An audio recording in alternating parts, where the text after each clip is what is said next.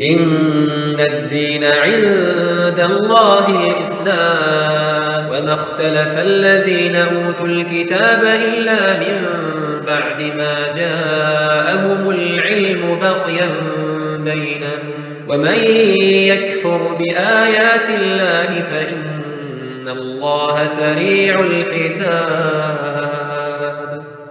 ومن كل شيء خلقنا زوجين لعلكم تذكرون ففروا إلى الله إني لكم منه نذير مبين ولا تجعلوا مع الله إلها آخر إني لكم منه نذير مبين كذلك ما أتى الذين من قبلهم من رسول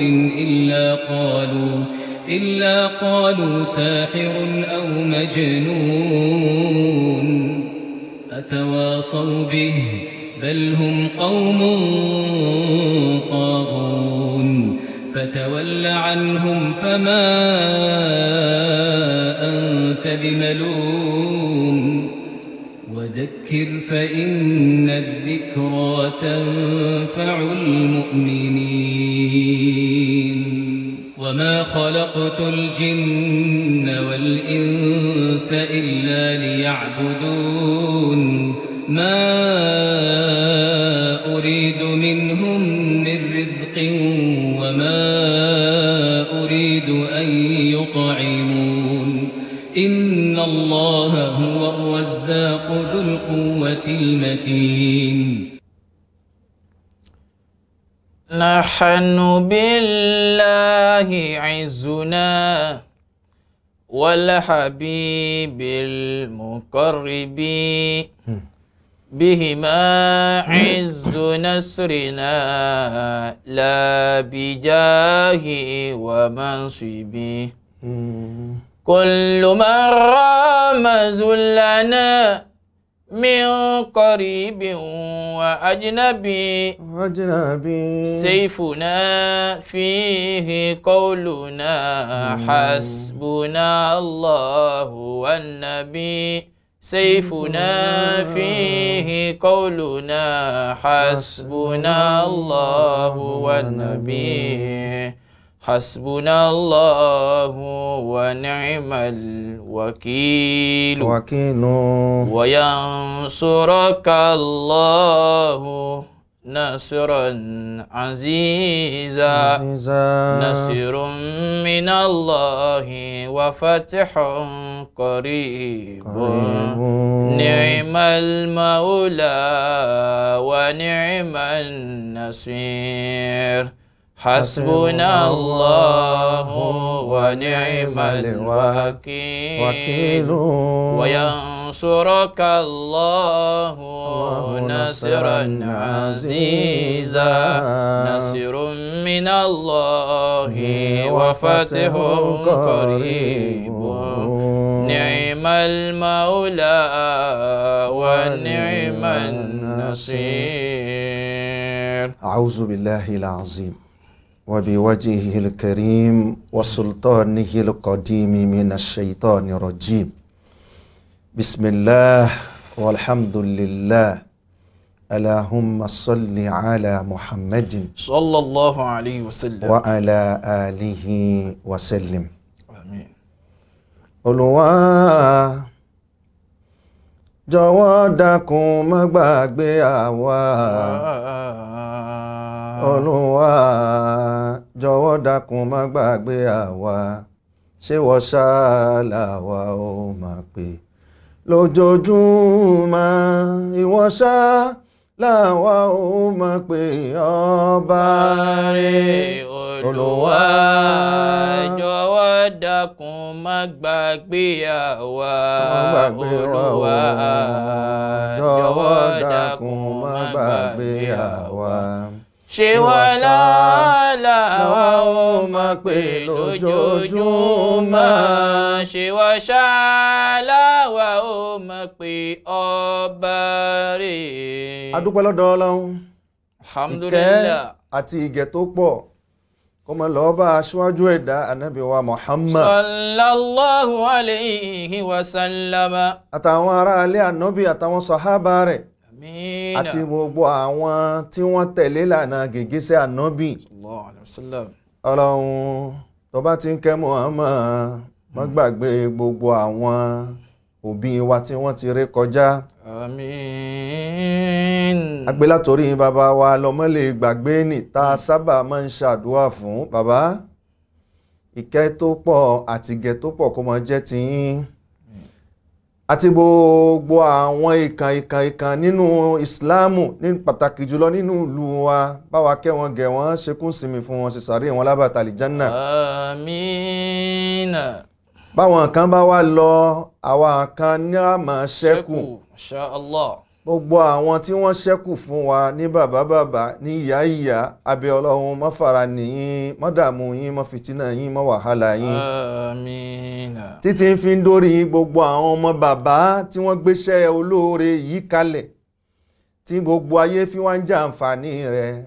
Ọlọ́run gbogbo àwọn ọmọ bàbá náà orí wọn ó mọ̀ wọ́n òmèrò ọkàn wọn. Òmèrò ọkàn wọn. Tí wọ́n fi ń ṣiṣẹ́ ládá yìí orí wọn ó mọ̀ wọ́n òmèrò ọkàn wọn. Òmèrò ọkàn wọn. Tètè dá wọn lóhùn kárí bá ti ṣe o. Tètè dá wọn lóhùn kò gbàdúrà wọn. Allah orí wọn ó mọ̀ wọ́n òmèrò ọkàn wọn. Orí wọn ó mọ̀ wọ́n òmèrò ọkàn wọn. Tètè dá wọn lóhùn kójú má tì wọ́n o. Tètè dá wọn lóhùn kò gbàdúrà wọn. Nítorí pé gbogbo ẹni bá ń ṣiṣẹ́ Ọlọ́run ń ṣe yóò sì máa fàníyàn tiẹ̀ náà sí pé Ọlọ́run wọ́n láì pé mò ń ṣe nǹkan báyìí ṣe báyìí fún mi. Ọlọ́run bá wa dá yín lóhùn. Àwọn táwa mú táwa ń tún ṣe àwọn tí ò jẹ́ ó bàjẹ́ bẹ́ẹ̀ látòrí dókítọ̀rù wa Sheikh Abdulrahim Shitu Sani. Ọlọ́run ẹ̀mí wọn ń bẹ lọ́wọ́ rẹ̀ Ọlọ́run má fi nǹkan kan ṣe wọ́n. Àmín. Kíkà gbogbo àwọn elétò inú ilé iṣẹ́ náà pátá àwọn tẹkinisíẹ̀ wa àwọn jùnálìsì wa Ọlọ́run bá wa kún yín. Àmín. Gbogbo àwọn àfáà wa tí wọ́n wá ń gba bí kọjá tí wọ́n tá ń jàǹfààní ọ̀rọ̀ Ọlọ́run àtọ̀rọ̀ ànábì látẹnu wọn. Sallallahu alayhi wa sallam. Ọpọlọ tẹ́ fi wá ń gbé kalẹ̀ fún wa ọpọlọ náà ò ní dàrú. Àmín. Ìmọ̀ náà ò sì ní jọba. Àmín. Àlùbáríkà ojoojúmọ́ Ọlọ́run jẹ́ ó máa jẹ́ tiyín Àmín ya àti tàwa náà tá a wà lẹ́yìn yín. Ọlọ́run gbogbo àwọn tí wọ́n wá ń wò wá àwọn tí wọ́n ń gbọ́ wa ojú tẹ́ fi ń wò wá ò ní fọ́ etí tẹ́ fi ń gbọ́ wa ò ní dí la fi máa ń sọ fọ́lọ́run wípé ojú yín ò ní fọ́ etí yín ò ní dí a ní ojú yín ò ní fọ́ etí yín ò ní dí gbogbo ìgbà kára ó dẹ̀yìn gbẹdẹmukẹ́ ojú yín ò ní fọ́ ojú tá a fi wo Sunna TV etí wa ò ní dí etí tá a fi ń gbọ́ ojú wa ò ní fọ́ etí wa ò ní dí gbogbo ìgbà kára ó dẹ̀ wá gbẹdẹmukẹ́. Naam, akí onílé akálejò akọmọdé akálàgbà wípé assalamu alaikum wa rahmatullahi wa barakatuh. Wa alaikumus salam wa rahmatullahi wa barakatuh. Naam, èyí tá a bára wa sọ lénìí ó dá lórí adabu qada'il haja. Ó dá lórí èèyàn ṣe tán nínú àwọn ìdẹ̀ra tọ́lọ́run bá ṣe fún wa nígbà tá a bá jẹ inú ó máa sọ pé ẹ fún mi láyè kí n sọ tàná kalẹ̀. Mo ṣe tán mo fẹ́ wọ káà mo fẹ́ wọ balùwẹ̀ mo fẹ́ lọ ṣe gá àbí bẹ́ẹ̀ kọ́ bá a bá mú ìtọ̀ ara inú ó máa rí kàmí pé òun fẹ́ sọ èyí tá a mú látẹ̀kan èyí tá a mú lánàá òun fẹ́ sọ kalẹ̀ mo ṣe tán mo fẹ́ wọ balùwẹ̀ mo fẹ́ wọ káà mo fẹ́ lọ fún sárí tí Yorùbá ń pè ní mo fẹ́ lọ tọ̀. ẹ̀kọ́ wo ni ìsìláàmù kọ́ èmi ló kọ́ wọ náà gbogbo àwa tá a jọ jẹ́ mùsùlùmí ẹ̀kọ́ wo ni ìsìláàmù kọ́ wa wípé a ṣe tán a fẹ́ wọ káà báwo la ti ṣe ń wọ̀ gbà. wal mawadi'u allati yuhtiru fiha.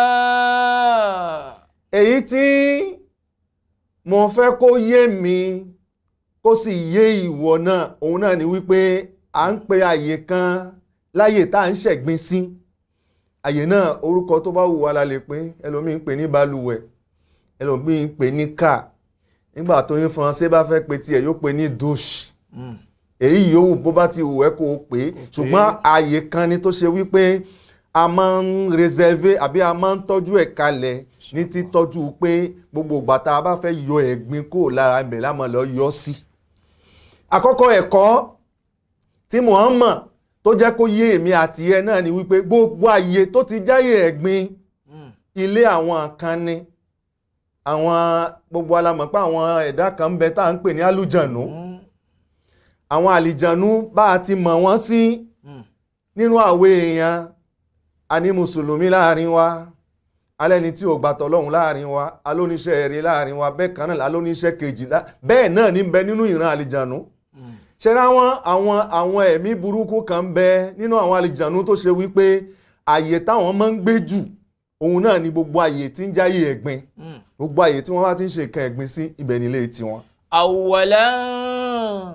èyí tí àkọ́kọ́ jẹ́ kó lọ́ màmá dájú náà ni wípé gbogbo ìwọ tó ní káà èèyàn ò ní kọ́lé kó mọ́ kọ́ káà kalẹ̀ bá a bá ti kọ́ káà kalẹ̀ ká mọ̀ pé àyè ẹ̀gbin la kọ́ kalẹ̀ bó ti lè wù kó wà nínú yàrá wa tó. al-adabu qabla dukhulil khala. ṣe wá rí àwọn àyè ẹ̀gbin ìgbàlódé tá à ń kọ́ àwọn douche àbí káà àbí balùwẹ̀ tá à ń kọ́ nísìn kódà Ọlọ́run kẹ́ àwọn èèyàn débi wípé bó bá wọ ká àwọn yóò mọ̀ ṣe é bí kò dùbúlẹ̀ kó mọ̀ sùn ni níbi tọ́lọ́run gbé kẹ́ wọn dé ṣùgbọ́n mo fẹ́ kó mọ̀ pé bó ti lè wù kó yá iyẹ̀ sí bó ti lè wù kó da sí káà náà ni káà ó mọ̀ jẹ́ bó bá ti kọ́ kó mọ̀ pé ilé kan ni tó jẹ́ ilé ewu tá a lè wọ bẹ̀ bá a ti ń wọ mọ́sálásí ò lè wọ káà bó ti ń wọ sàlọ́n rẹ ò lè wọ káà bó ti ń wọ yàrá rẹ ò lè wọ káà bí ẹni tí la ilaha illallah ó mọ̀ wípé káà ilé ẹ̀gbin òun lòun fẹ́ wọ̀ yìí Ànábì ní tó bá fẹ́ wọ̀ kọ́kọ́ fi sọ́pọlọ pé mo fẹ́ wọ ilé ẹ̀gbin. qawlu du'a inda dukhul. àkọ́kọ́ ọbẹ̀ náà ni wípé nígbà tí mo fẹ́ wọ̀ mo ṣe tán mo fẹ́ wọ ilé ẹ̀gbin tí ń jẹ́ káà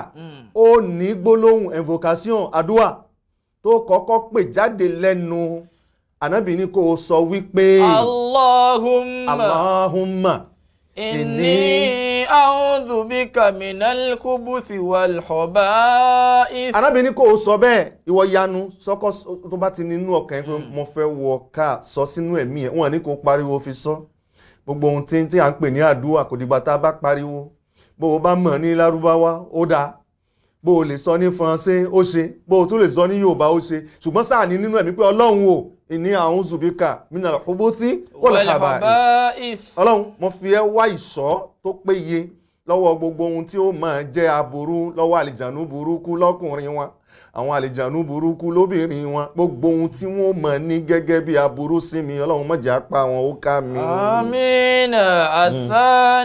athaniyan ad-dukhulu bir-rijli al-yusra. ìgbà tó o ti wá ní ọkàn àníyàn pé mo fẹ́ wọ káà tó o ti wí gbólóhùn yìí ẹlẹ́kejì náà ni wípé o ṣílẹ̀kùn báyìí sọ ẹsẹ̀ rẹ méjèèjì pé èwo mo fẹ́ gbé wọlé ẹsẹ̀ wo ló gbé wọnú balùwẹ̀ ìwọ má gbé ẹsẹ̀ ọ̀tún wọlé rí wípé ẹsẹ̀ òsì náà ló gbé wọnú káà rẹ. sabata min fi'li nabiyyi sallallahu alayhi wa sallam fi dukhulil amakin ghayra sharifa. wọ́n ní ó fẹsẹ̀ rinlẹ̀ dáadáa lọ́dọ̀ aṣáájú ẹ̀dá ànábì wa Muhammad wípé gbogbo ìrẹ́ ọmọ mùsùlùmí tó o bá ṣe tán tó o fẹ́ wọnú ilé balùwẹ̀ ilé ìgbọ̀nsẹ̀ ilé ìtọ̀ èyíkéyìí tó fẹ́ ṣe ó fẹ́ lọ wẹ̀ ni ó fẹ́ lọ gbọ̀nsẹ̀ ni ó fẹ́ lọ fún sárí ni ànábì fi ilẹ̀ fún wa pé kì í ṣe sàlọ́n rẹ kì í sì í ṣe inú mọ́sálá ẹsẹ̀ òsì ni kò gbé wọlé. Inshallah. Thalithan. ẹlẹ́kẹ̀ẹ́ta.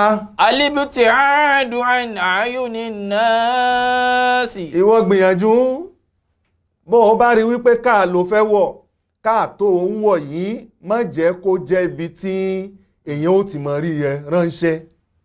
ẹ̀rí àwọn àṣà kan dé lóríṣiríṣi láwọn káà tí wọ́n ń kọ́ vitre. ẹ̀rí ìyàwó ó máa wo ọkọ ẹ̀ ránṣẹ́ bí tí wọ́n ẹ̀ báyìí ọkọ náà ó máa wo ìyàwó ẹ̀ báyìí gbogbo èyí ni gbogbo kò sínú ìlànà súnà ànábì wa Muhammad. nígbà tí èèyàn bá fẹ́ wọ káà èèyàn ó gbìyànjú èèyàn ó sa ara fún ènìyàn. bàbá ò lè mọ wẹ̀ káwọn ọmọ wò yóò ní àṣìbá àwọn ọmọ ọkùnrin ni ó tẹ̀lé súnà ànábì. ìyá ó máa wẹ̀ àwọn ọmọ rẹ̀ ó máa wò yóò ní ṣe bá àwọn ọmọ obìnrin ni ó tẹ̀lé kòkò ara wa wíwò báyìí láàrin ara wa síra wa ànábì kọ́ ìwọ má jẹ́ ẹni tí ó máa wo hòhò ọmọlàkejì rẹ má sì gba ọmọlàkejì yẹn láàyè láti máa rí hòhò rẹ.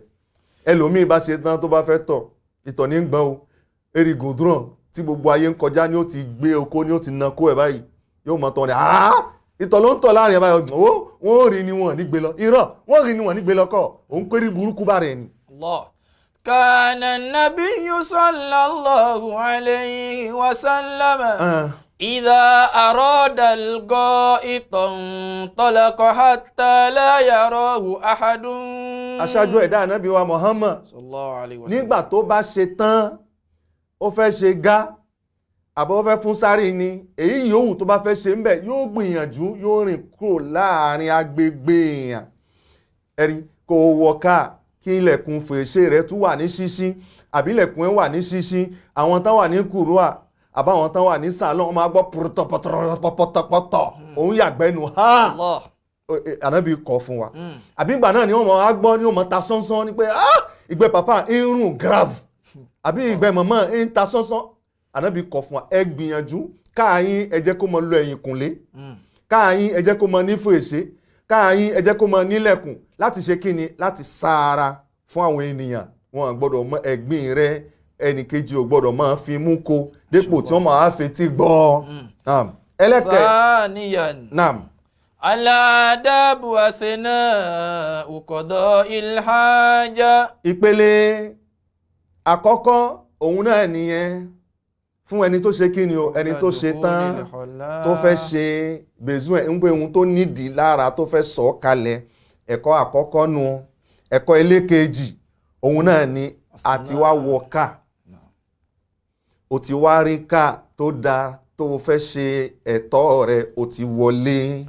Adamu istiqbalil qiblati aw istidbariha fi sahara. wọ́n ní nígbà tó wọnú balùwẹ̀ tó wọnú ká àkọ́kọ́ ohun tó fẹ́ wò náà ni wípé erípò tó fẹ́ jókòó sí ó ṣe ń ṣe ó fẹ́ tọ̀ àbó ṣe ń ṣe ó fẹ́ gbọ̀nsẹ̀ wo pé erípò tó fẹ́ jókòó sí ṣé kò kọjú mọ́ kíbúlà. aṣáájú ẹ̀dá ànábì wa Muhammad sallallahu alayhi wa sallam. ó jẹ́ oyé èmi àti rẹ wípé fa idha ataytumul gha'it fala tastaqbilul qibla wala tastadbiruha. nígbà tí a bá wọnú balùwẹ̀ wa àwọn míì tí Ọlọ́run ọba fún ṣe tó ràn lọ́wọ́ táwọn plombier bá fẹ́ placer po fún wọn wọ́n mọ̀ wò níwò pé mo ní kíbúlà wà ẹ má jẹ́ kí po mi ó kọjú mọ́ kíbúlà po mi ò sì gbọ́dọ̀ kẹ̀yìn sí kíbúlà. ìyẹn pé ibi tí Kaaba wà tá à ń dojúkọ fi kírun kò dá ká kọjú mọ́ bẹ́ẹ̀ fi máa gbọ̀nsẹ̀ àyín àgbẹ̀ akọjú mọ́ kíbúlà. Ànábì ní ẹ ṣọ́ra ń bẹ̀ àbí bẹ́ẹ̀ kọ́ ọ tó wá kọ̀yìn sí kíbúlà ẹ̀rí ìjókòó wa kó kọjú mọ́ kíbúlà àbí ká wá yí ká kọ ẹ̀yìn sí kíbúlà méjèèjì ni Ànábì ní ṣọ́ra ń bẹ̀ kò bá mú. o lè kọjú mọ́ gúúsù àbí ọ̀tún báyìí àbósì báyìí ó rọ̀ ẹ́ lọ́rùn ṣùgbọ́n ohun títí ń jẹ́ kíbúlà àti ẹ̀yìn rẹ̀ Ànábì ní ká ṣọ́ra ń bẹ̀ ká má dojú kọ ká fi là ń ṣe kí ni à ń ṣe gá èèwọ̀ ní. Bismillah. Adamul kalami bi ghairi darura. ẹlẹ́kẹ̀ẹ́jì nígbà tá a wà nínú ká wọ́n ní ọ̀rọ̀ sísọ nínú ká nínú douche nínú balùwẹ̀ èèwọ̀ ni ànábì ní ẹ ṣọ́ra níbi kẹ́ ẹ máa sọ̀rọ̀. مر على رجلين يبولان فقال إن الله يكره لكم كثرة السؤال. jama ibi tá à ń lọ náà ni wípé kí ànábì aṣáájú ẹ̀dá ànábì wa Muhammad wọ́n ní ó kọjá lára àwọn méjì kan tí wọ́n ń tọ̀. يبولان. àwọn méjèèjì bí wọ́n ti ń tọ̀ ní bẹ́ẹ̀ ni wọ́n sì ń rojọ́ náà ń sọ̀rọ̀. ànábì ní kí ni ṣe yín إن الله يكره kí ni ṣe yín ẹ wà lẹ́ni tí ń yọ ẹ̀gbin jáde kúrò lára ẹ sì wá ń sọ̀rọ̀. ànábì kọ̀ fún wa wípé èèyàn yìí wọnú káà kó máa sọ̀rọ̀. ẹ wá wo ìgbàlódé tí èmi àti rẹ ta jọ ń lò. ẹlòmíì wọnú káà pọ̀tábù ó bá wọlé ni ń lọnú káà pọ̀tábù ẹ̀ ń tẹ̀lé lẹ́yìn ni ẹ̀rí bí ó bá gba àpẹ́ẹ̀lì kan ẹgbẹ́ bí pọ̀tábù tẹ̀lé wọnú káà bí pọ̀tábù wá wà lọ́tọ̀ tó ń wọnú káà tó wọnú balùwẹ̀ nígbà tí pọ̀tábù bá dúró ní ẹgbẹ́ pọ̀tábù mi fún mi alo salamu alaikum ẹ̀rí ó sì wà ní káà ó ṣe é ṣe kó mọ gbọ̀nsẹ̀ àbí kó mọ tọ̀ ó sì ń sálámà ó sì ń ṣe kíni o ó sì ń sọ̀rọ̀. èèwọ̀ ànábì kọ̀ fún wa àtúwá kì tó wá ṣe pọ̀tábù èmi fẹ́ gbọ̀nsẹ̀ ìyàwó mi náà fẹ́ gbọ̀nsẹ̀ àwa méjèèjì jọ wá wọ káà àwa ń rojọ́ àbájọ wá wo hòhò ara wa ànábì sọ pé èèwọ̀ ni ká gbìyànjú ká ṣọ́ra fún. فسلم رجل على النبي صلى الله عليه وسلم. pàápàá jùlọ wọ́n jẹ́ kó yé wa wípé arákùnrin kan òun náà wà lẹ́nu tí ń tọ̀ lọ́wọ́ ó wá rí ànábì tánábì ré kọjá ń wá ń sálámọ̀ sí ànábì salamu alaikum ya Muhammad ànábì ní wọ́n ní ànábì ò dá lóhùn nítorí pé kí ni ẹni tó wà ní ká bá a bá sálámọ̀ salamu alaikum ó ń tọ̀hún ò gbọ́dọ̀ dáhùn. ẹ̀kọ́ tí wọ́n kọ́ wa ni wípé kí wọ́n bá lè mọ̀ pé o gbọ́ àbí kán lè mọ̀ pé èèyàn wà ń bẹ̀ bí wọ́n ní salamu alaikum o lè ṣe báyìí ẹ̀rí kó o sápẹ́ méjèèjì kí wọ́n rí wípé bàbá yìí ó wà ń ká ó wà òkùpé ni ìyá yìí ó wà ń ká kò lè dáhùn ni àbí ẹ̀rí láwọn àmì oríṣiríṣi tá fi ṣe kí ni o tán fi mọ̀ wípé àyè tí mo wà yìí kì í ṣàyè tí mo lè dá sálámà padà. ẹ gbìyànjú nínú òfin ànábì ló wà ẹ jẹ́ ká mójútó. ijtinabul bawli fi turuki wa zilalin nasi wal ma. a ti wá wà ní ibi tí a fẹ́ ṣe ìsọ̀kalẹ̀ ẹ̀gbin ara wa wọ́n ní àkọ́kọ́ ń bẹ̀ àbí èkejì àbí ẹ̀kẹta òun náà ni wípé gbìyànjú bó o bá fẹ́ tọ̀ àbí o fẹ́ yàgbẹ́ má ṣe tọ̀ àbí kó yàgbẹ́ sí ojú ọ̀nà táwọn èèyàn ń gbà kọjá. àyè tó o ti mọ̀ wípé àyè yìí àwọn èèyàn ń ré kọjá ń bẹ̀ ìwọ náà ti rí pé igbó ni ọ̀nà ní àbí o rí wípé títì lèyìn wá jẹ́ pé bẹ́ẹ̀ ni o ṣe kí ni o ló wá bẹ̀rẹ̀ sí ló wá pò ń tọ̀. ànábì ní kò bá òfin ìsìlámù mu. àbí bẹ́ẹ̀ kọ́ ó wá rí i pé ìbòjí kan ní tó sì mọ̀ pé gbogbo ohun tí bá ti ń jẹ́ ìbòjí àwọn èèyàn bí wọ́n bá lọ títí wọ́n lè jókòó síbẹ̀ kán pa àwọn ń sinmi ẹ̀rí ó lè ṣe ń ṣe kó jẹ́ abẹ́ igi ó lè ṣe ń ṣe kó jẹ́ ìbòjí ilé ó ṣe ń ṣe kó jẹ́ ìbòjí kan tó ń ṣàǹfààní fáwọn èèyàn ó wá jẹ́ pé ibẹ̀ gangan ni wọ́n ṣe kí ni ó wá darí sí ló wá ń tọ̀ sí àbí ló wá ń yàgbẹ́ sí. ànábì wa Muhammad sallallahu alayhi wa sallam. ittaqulla anin alladhi yatakhalla fi tariqin nasi aw. ànábì ní ẹ bẹ̀rù làánẹ́yìnì ẹ bẹ̀rù làánà méjì ẹ bẹ̀rù èpè méjì ẹ bẹ̀rù ìbínú ọlọ́run méjì. àwọn sàábé ń béèrè pé wú àwọn ìbínú ọlọ́run lẹ́yìn. ànábì jẹ́ kó yé wọn wípé ṣẹrẹ́ ni tí ń tọ̀ sí ojú ọ̀nà táwọn èèyàn ń gbà kọjá ṣẹrẹ́ ni tí ń yàgbẹ́ sójú ọ̀nà táwọn èèyàn ń gbà kọjá àbí bẹ́ẹ̀ kọ́ ìbòjí tí ń ṣàǹfààní fáwọn èèyàn nígbà tí wọ́n bá lọ títí tí wọ́n lè gbébẹ̀ sinmi tí wọ́n lè gbébẹ̀ gbatẹ́gùn àbí kó jẹ́ abẹ́ igi kan ìwọ́n wá ṣe kí ni o wá jẹ́ pé ibẹ̀ gangan ló rọ̀ wọ́ lọ́hùn tó bẹ̀rẹ̀ sí tó ń yàgbẹ́ gbogbo ìgbà táwọn èèyàn bá ń fojú rí pé tá ló àyàgbẹ́ síbí gbogbo bọ̀ táwọn èèyàn bá ń gbọ́ ohun ìtọ̀ ń pè ibi tá à ń najú yìí ni wọ́n tọ̀ sí yìí jọmọ́ bí inú wọn bá ti ń bàjẹ́ bẹ́ẹ̀ náà ni ó mọ jẹ́ ibi dandan yóò mọ jẹ́ aburú sí ẹ jẹ́ àti èmi àti rẹ ẹ jẹ́ ká gbìyànjú ká sá fún ká tẹ̀lé ìlànà tọ́lọ́hun àti tànábì wa Muhammad. Qala Rasulullahi sallallahu alayhi wa sallam la yabulanna ahadukum fil ma'i da'im.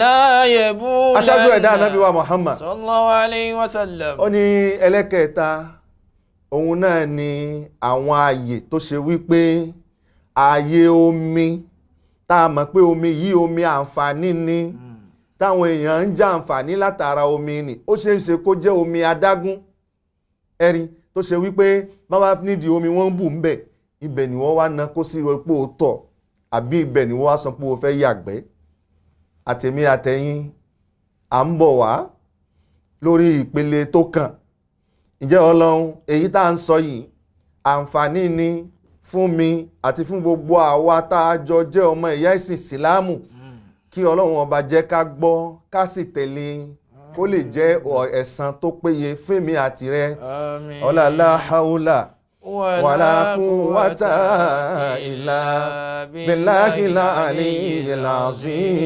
azim. Assalamu alaikum warahmatullahi wabarakatuh. Ìkànnì tẹ́ ń wò yìí náà ní ìkànnì Sunna TV níbi tí àwọn onímọ̀ ti ń tẹ̀ ìmọ́lẹ̀ sórí ẹ̀sìn Islam látọ̀rí Sunna TV ìmọ́lẹ̀ nínú sunna nabi Muhammad sallallahu alayhi wa sallam ní gbogbo ìgbà ní kẹ́ ẹ máa wò wá tí ẹ sì máa rí ẹ̀kọ́ ìsìn kọ́ lórí ìkànnì yìí náà ni o òun ló múlẹ̀ rẹ̀kẹ̀tẹ̀ yàtọ̀ yìí gbogbo mùsùlùmí lọ́kùnrin àti lóbìnrin ẹ jẹ́ ká máa wo Sunna TV ẹ jẹ́ àwọn ọmọ wa náà máa wo Sunna TV kí wọ́n lè bá ní ìmọ̀ tó péye nípa sunna ìkànnì tó ń tànmọ́lẹ̀ sínú ẹ̀sìn ni Sunna TV Yorùbá ẹ máa wò wá ní gbogbo ìgbà kẹ́sì máa kó ẹ̀kọ́ tó péye nípa sunna. Qala Rasulullahi sallallahu alayhi wa sallam la yabulanna ahadukum fil ma'i da'im. Rawahul Bukhari. Adúpẹ́ lọ́dọ̀ Ọlọ́run.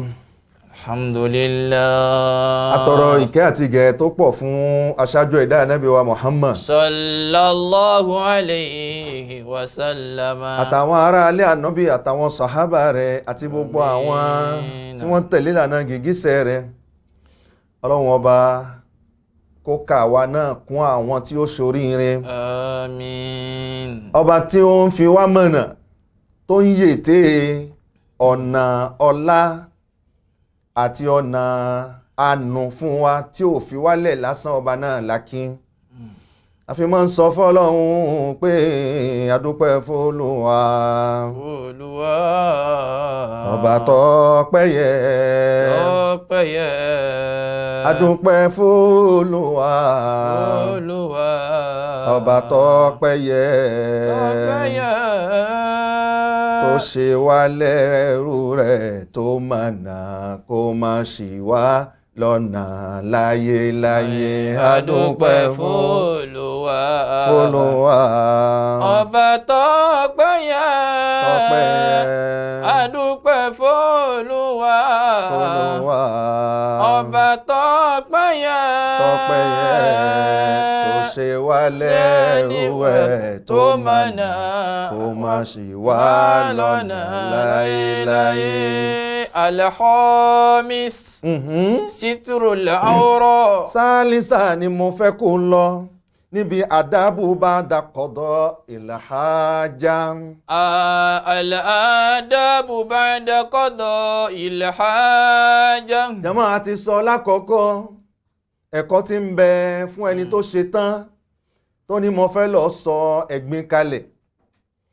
A ti sọ lékejì ẹ̀kọ́ tí ń bẹ fún ẹni tó ti wọlé tó fẹ́ sọ ẹ̀gbin kalẹ̀.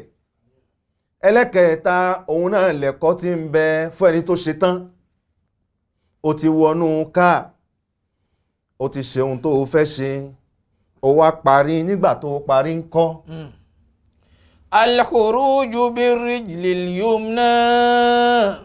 ó ṣe tán ó fẹ́ jáde kó níkà wọ́n ní ìwọ má jáde ní jíjáde pùntùlù wípé òun mo ti wẹ̀ tán mo kàn fẹ́ jáde ni mo ti yàgbẹ́ tán mo fẹ́ jáde mo ti tọ̀ mo fẹ́ wọ́n ní fura ṣọ́ra sí ìwú ẹsẹ̀ wo ló fẹ́ gbé jáde kó níkà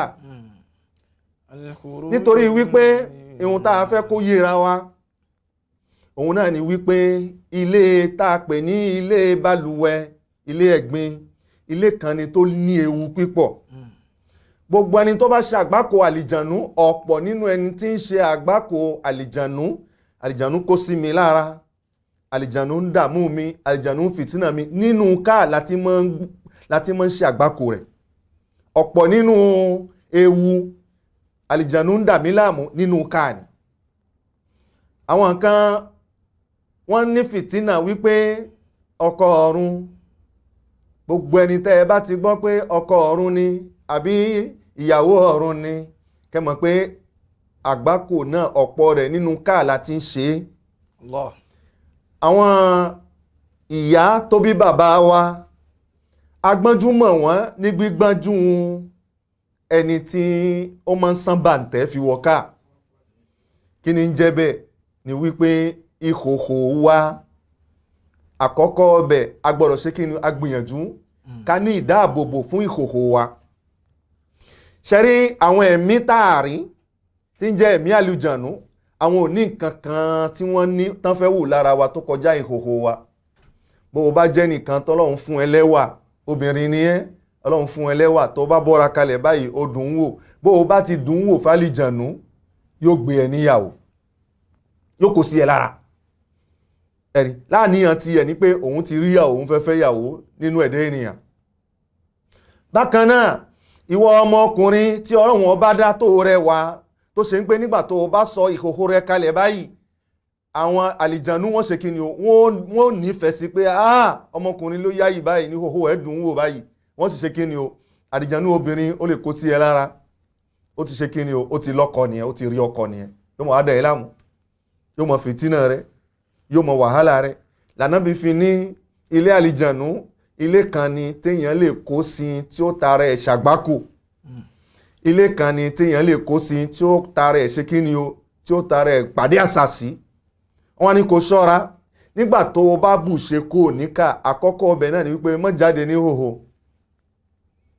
faṣọ sára ẹ̀rí wọ́n ń pe aṣọ kan ní bàǹtẹ́ inú ìsìlámù gangan ìsìlámù fọwọ́ sí téèyàn máa ń fi sára tó bá fẹ́ bẹ́wù tó rọra fi sára báyìí tó fi bẹ́wù tó bá wú ẹ̀bù ṣe ẹlòmíì bàǹtẹ́ẹ̀nì yóò wà lára ẹ̀ tí ó fi wẹ̀ lẹ́ni tí ń ṣe kí ni o ti ń gbé ìhòhò ẹ̀ pamọ́ ẹ̀dá gbọ́dọ̀ gbé ìhòhò ara ẹ̀ pamọ́ bàǹtẹ́ẹ̀nì yóò wà lára ẹ̀ báyìí yóò fi máa wẹ̀ ẹni tó bá débi pé ó fẹ́ fọ abẹ́ bàǹtẹ́ẹ̀nì ni ó ka sókè ni ó ti kankan àbí ọṣẹ bọ abẹ́ tí ó fi fọ́ tí ó fọ ẹ̀yìn náà gbogbo nígbà tó bá yá tó bá tún ṣe bùṣe tí ó tún ṣínú ẹni tó bá fi ń yọ bàǹtẹ́ẹ̀nì kúrò báyìí ń gbé táwẹ̀nù sí àbí ń gbé aṣọ sára lẹ́kẹ̀ẹ́ náà ni wọ́n wá sọ fún wa wípé nígbà tó o bá wá bù ṣe pẹ̀lú gbogbo ohun tá a kà kalẹ̀ yìí al-khuruju bir-rijlil yumna.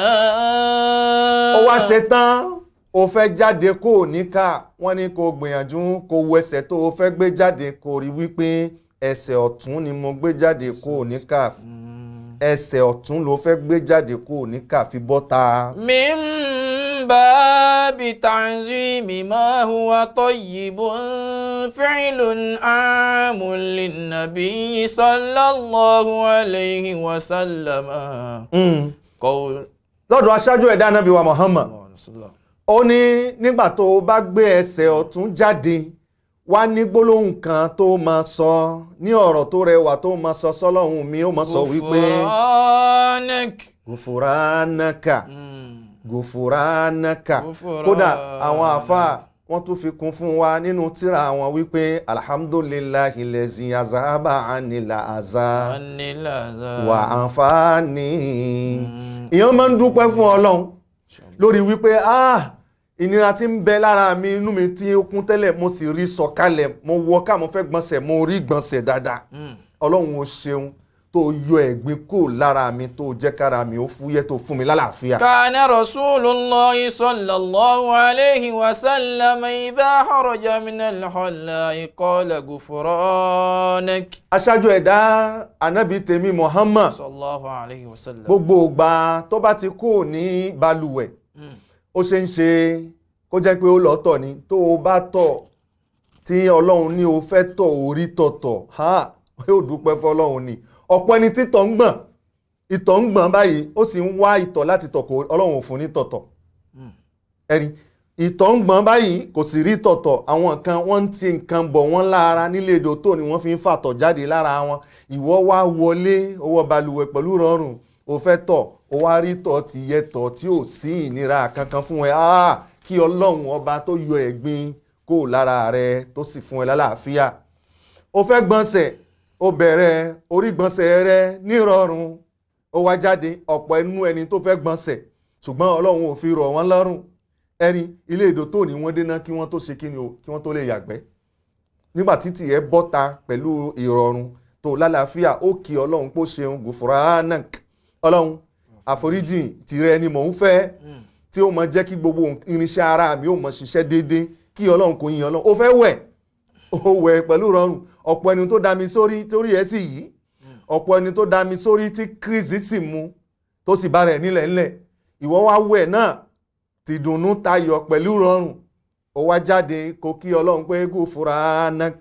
ọlọ́run mo kí ẹ o ṣeun àforíjì rẹ ni mò ń wá mo dúpẹ́ pé o yọ ẹ̀gbin kó lára mi o sì fún mi lálàáfíà. al-istinja'u awil istijmar. idha dhahaba ahadukum ila al-gha'it falyastanij bi thalathatin ahjar. jàmáà wọ́n jẹ́ kó yé wa wípé nígbàtí abùṣe ní balùwẹ̀ ìgbẹ́ ló yà àbí bẹ́ẹ̀ kọ́ ìtọ̀ ló tọ̀ a máa ń tàmbà. wọ́n ní tí tàmbà wa ó tún ní bá a ti ń tàmbà gbà. a gbọ́dọ̀ fi ọwọ́ ọ̀tún wa sọ pé à ń bomi a fi ń fọ ẹ̀gbin nù a fi ń tàmbà. wala yastanji ahadukum biyaminihi.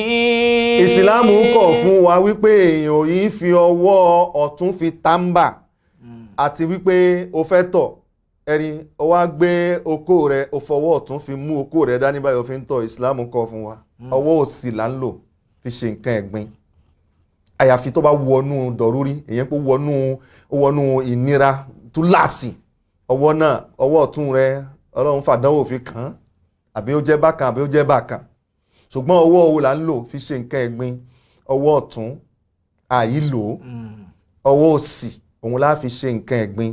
wọ́n wá sọ fún wa wípé tó o bá fẹ́ wá tàmbà náà àti wípé o fẹ́ tàmbà lórí zákàrí lérí okó rẹ àbí bẹ́ẹ̀ kọ́ o fẹ́ tàmbà ní ibi tó o ti gbọ̀nsẹ̀ kúrò wọ́n ní ọwọ́ òsì ni kó o fi tàmbà kó o sì wá sọ kó rí wípé o tàmbà náà ní wítírán. èèyàn máa ń tàmbà náà ní ẹ̀ẹ̀mẹ́ta àbí bẹ́ẹ̀ kọ́ ẹ̀ẹ̀márùn àbí ẹ̀ẹ̀méje rí wípé o tàmbà náà ní ọ̀nà tí nọ́mbù ẹ̀ pẹ́ Islam fẹ́ wà fẹ́ bẹ́ẹ̀. tọ́ wọ́n wá sọ wípé òòró mi tó fẹ́ fi tàmbà ó ṣe ń ṣe kó jẹ́ pé rìnrìn àjò ló wà àbí ìṣàntí kan ló wà àbí ààyè kan ló wà ní tọ́ngbọ̀n ló wá jáde ló fẹ́ tọ̀. àkọ́kọ́ náà àwọn súnà tí wọ́n ní kó tẹ̀lé kó o fi tọ̀ ó ti tẹ̀lé ó ti jìnnà síbi tí àwọn èèyàn wà ẹni ó wá tọ̀ náà bùṣe òòró mi kí ló kàn. láyé àná àti ohun tí tìrà kọ́ wa òun náà ni ká lo òkúta ló ó wùwẹ́ kó o lò. wọ́n ní tó bá fẹ́ lo òkúta náà ó ṣeéṣe kó jẹ́ ẹyọ kan tó tóbi dáadáa àbí ó ṣeéṣe kó jẹ́ kéékèèké mẹ́ta ẹ̀rin ṣùgbọ́n ó wá lò ní mẹ́rin Islam ò fẹ́ àbí ó lò ní méjì Islam ò fẹ́ ẹ̀rin ọyọ kan tó tóbi nì ó wà mú ó fi ẹgbẹ́ kan báyìí ó fi gbẹ eré àzákàrí rẹ̀ báyìí kí là ń fẹ́ kí ìtọ̀ kó dá kí ìtọ̀ náà dá ẹ̀rin kó tó di pé jù sí ṣòkòtò ẹlòmíì tó bá ti tọ̀ báyìí kòrómi ní jẹ́ ó ti jù sí ṣòkòtò lẹ́kẹ̀rẹ̀ ẹ̀rí àwárí òkúta àbí bẹ́ẹ̀ kọ́ à ń sá fún ìdọ̀tí tó wà lára òkúta àbí ká mọ́ kó àmódi ògiri tún bẹ́ẹ̀ ògiri ológiri tó bá rí pé wọn ò ní sọ̀rọ̀ sí ẹ ìyẹn a tún lè fi gun báyìí ẹni èjì ẹ̀ta ká rí pé a fi ń gbẹ ẹ̀gbin tí ń bẹ ní ojú ara wa àbí bẹ́ẹ̀ kọ́ àwọn papier tọ̀ṣán papier tá à ń gbé káàkiri yìí àwọn náà lè ṣe kí ni o àwọn náà lè gbẹ́ wọ́n tún kọ́ wa lẹ́kọ̀ọ́ pé ewé báyìí a lè já a lè fi ṣe kí ni a lè fi gbẹ́ kí là ń fẹ́ fúnra wa ń bẹ̀ òun náà ni pé ìsìláàmù ó fẹ́ wá fẹ́ kí a tá ń bà ká má fi jọ àwọn kan tó ṣe wípé ní tiwọn nígbà tán bá tọ̀ báyìí aṣọ tí wọ́n wọ̀ náà fi kó báyìí tí wọ́n ti parí síbẹ̀ inna Allaha yuhibbu tawwabina wa yuhibbu al-mutatahhirin. A'udhu billahi minash shaitanir rajim. Inna Allaha yuhibbu at-tawwabina wa yuhibbu al-mutatahhirin. Ọlọ́run ọba mi ó nífẹ̀ẹ́ sí gbogbo àwọn mímọ́ àwọn tá ń ṣe mímọ́ àwọn tí wọ́n sì ń gbìyànjú kán máa wà ní mímọ́ àtèmi àti rẹ Ọlọ́run ọba tó mọ́ ni kò sì ní gbà nǹkan tí ò mọ́ lọ́dọ̀ wa ká má jẹ́ mùsùlùmí onísìlíìpù dídọ̀tí ká má jẹ́ mùsùlùmí onísìlíìpù gígan ìmáàmù onísìlíìpù ẹlẹ́gbin tó sì fẹ́ bọ́ síwájú tó fẹ́ kírun fáwọn èèyàn ṣó ṣe ń ṣe kò rọrùn. المواضع التي يخضع فيها المسجد. èyí tí ìpele tó wá kàn nínú àwọn ìpele tá ń kà fúnra wa òun náà ni ìpele ẹlẹ́kẹ̀ẹ́rin ìpele ẹlẹ́kẹ̀ẹ́rin òun náà làwọn àyè tó ṣe wípé kò lẹ́tọ̀ọ́ ká ṣewú nǹkan bẹ́ẹ̀ sí ìgbẹ́ngbọ̀n mi àwọn àyèwò ní ilé bẹ̀rẹ̀ sí kí n yàgbẹ́ ìtọ̀ ń gbọ̀n mí àwọn àyèwò ní ò lẹ́tọ̀ọ́ fún mi kí n sọ pé mo fẹ́ dúró sí àbí mo fẹ́ bẹ̀rẹ̀ sí mo fẹ́ máa tọ̀ Islam ṣàlàyé ẹ̀ fún wa kò fi wálẹ̀ kò fi nǹkan kan sílẹ̀ fún wa láyé má sọ fún wa. Awalan al-masjid.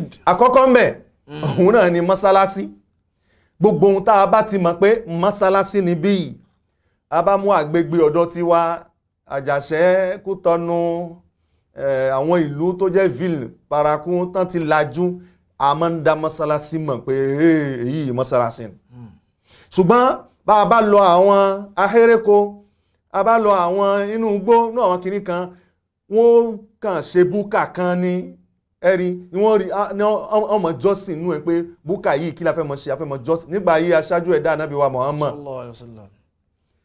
ní dámọ̀ pé mọ́sálásí leléyìí ẹ kàn rí wípé wọ́n tún ṣe wọ́n ṣe ní wọ́n fi nǹkan gárú ẹ̀ tí wọ́n ṣe kí ni tí wọ́n sà ń kírun bẹ́ẹ̀ ni àwọn àyè tá a bá ti rí wípé ibi yìí wọ́n ti yàn láyò wọ́n ń kírun ó ti di mọ́sálásí mùsùlùmí ò gbọ́dọ̀ sọ pé ìtọ̀ ń gbọ̀n mi mo fẹ́ tọ̀ síbẹ̀ àbí ìgbẹ́ngbọ̀n mi mo fẹ́ yàgbẹ́ síbẹ̀. Wad-dalilu ala dhalika al-hadith alladhi rawahu Anas bin Malik.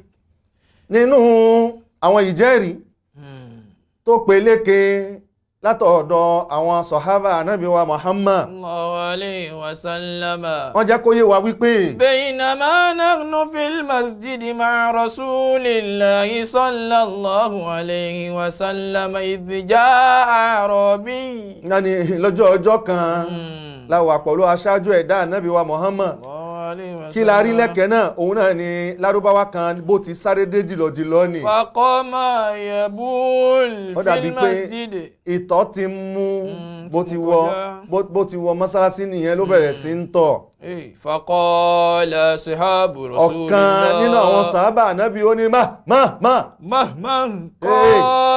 qala rasulullah sallallahu alayhi wa sallam. ariwo náà tó palẹ̀ kan náà pé ta nìyẹn kí ló dé jama ó kàn mú ìtọ̀ náà dání ni Ànábì wá sọ pé ẹ filẹ̀ ẹ jẹ́ kó ẹ má pàtọ̀ mọ́ lábẹ́ ẹ jẹ́ kó tọ̀ kó lálàáfíà. àtàbàlà thumma inna rasulallahi sallallahu alayhi wa sallam. jama arákùnrin yìí lárúbáwá yìí ó tọ̀ tán. da'ahu. Ànábì wá pé arákùnrin wá. faqala lahu.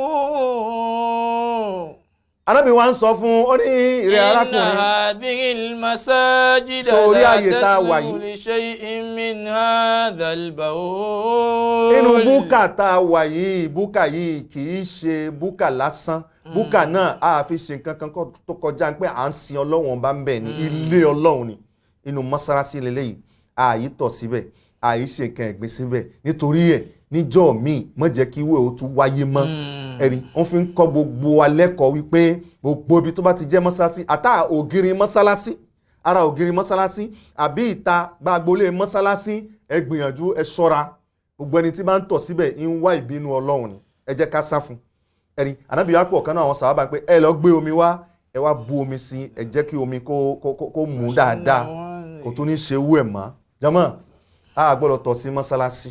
Ẹlẹ́kejì al-qabr ohun tá a pè ní sàárè sàárè tí wọ́n sin ọmọ ìyá wa sí èèyàn ò yí dúró ní sàárè kó sọ pé mò ń tọ̀ ẹni tó wọ ọtẹ́ títọ́ wá ń gbọ̀n tó wá ní ẹjẹ́ ń tọ̀ sẹ́gbẹ́ kan bí ó sì mọ̀ pé wọ́n ti sìnkú síbẹ̀ àbí ìgbẹ́ ló gbọ̀n ló wá yàgbẹ́ pé ẹjẹ́ ń yàgbẹ́ sẹ́gbẹ́ kan bí ó sì rí pé wọ́n ti sìnkú síbẹ̀ inú sàárè àìṣe kí ni o àyí yàgbẹ́ síbẹ̀ bẹ́ẹ̀ ni a sì yí tọ̀ síbẹ̀. yuhramu qada'ul hajati 'ala al-qabri wa dalilu dhalika qawluhu sallallahu alayhi wa sallama li an yajlisa ahadukum 'ala jamratin. wọ́n fi àdísì ànábì tó sọ fún wa lórí pé ká má jókòó lórí sàárè òun ni wọ́n fi ń jẹ́rìí wípé ànábì sọ wípé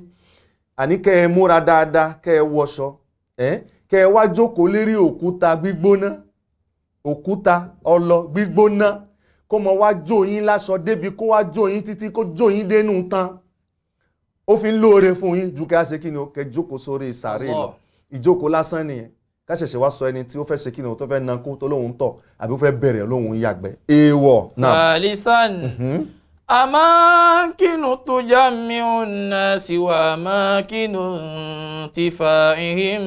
gẹ́gẹ́ bí ohun tá a ṣàlàyé fúnra wa nínú àwọn ọ̀rọ̀ tó ti ṣáájú òun náà ni wípé ààyè tí ń ṣàǹfààní fáwọn èèyàn ò yí jókòó kó sọ pé mò ń tọ̀ síbẹ̀ àbí kó wá sọ pé mò ń yàgbẹ́ síbẹ̀ àyè tí a mọ̀ pé àyè yìí ń ṣàǹfààní fáwọn èèyàn ibi ìyàwó èèyàn máa ń jókòó síbẹ̀. la yajuzu qada'ul hajati fi tariqi wa tahta ash-shajaril muthmir.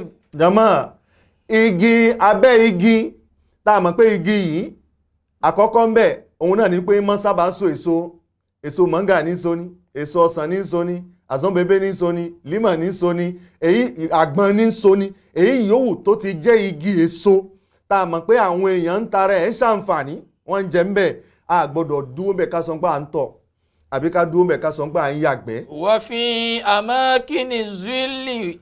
kódà wọ́n jẹ́ kó yé wa wípé bí èso ni kò bá tẹ̀ ní kò tí ì ní èso kan lérí ṣùgbọ́n àìmọ́lẹ́sọ kan lérí igi ni tí ń jẹ́ igi tí ń ṣàǹfààní àìṣe nǹkan ẹ̀gbìn bẹ̀ ó bá tẹ̀ tó wá ní ìbòjì èèwọ̀ gbogbo àwọn àyè tá a ti mọ̀ láyè ìbòjì téèyàn lè dúró ńbẹ̀ nájú èèyàn lè dúró ńbẹ̀ sinmi a lè gbatẹ́gùn ńbẹ̀ èèwọ̀ ni àìṣe nǹkan ẹ̀gbìn síbẹ̀. wa fil amakini allati yatajamma'u fiha an-nasu wa dalilu dhalika qawluhu ta'ala. lọ́lọ́run fi ń sọ fún èmi àti rẹ wípé. walladhina yu'dhuna al-mu'minina wal-mu'minati bighayri maktasabu faqad ihtamalu burtanan wa ithman mubina.